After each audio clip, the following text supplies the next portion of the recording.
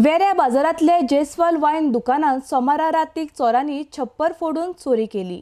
6,000 रोख रक्कम आणि सुमार 2.5 लाखाचो म्हालवस फारेलो म्हण माहिती जयस्वाल वायनाचे मालक शंकरलाल जयस्वालान दिल्या।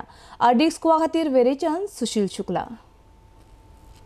भाई साहब, उसमें चोरी हुई मुझे मालूम हुआ करीब 9:30 बजे।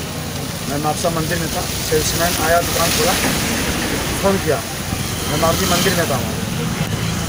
फिर मैं बोला अच्छा ठीक है, तुम 100 नंबर डायल करो, मैं आता हूँ।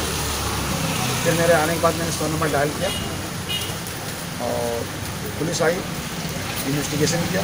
और पीछे ऊपर किस चीज़ की दुकान है आपकी? वाइन शॉप, शराब की है।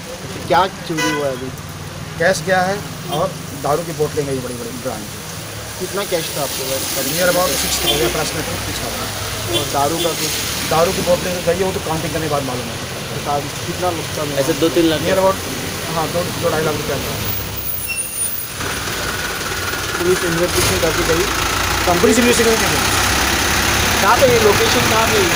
वेरी कहाँ पे? पंचायत के सामने।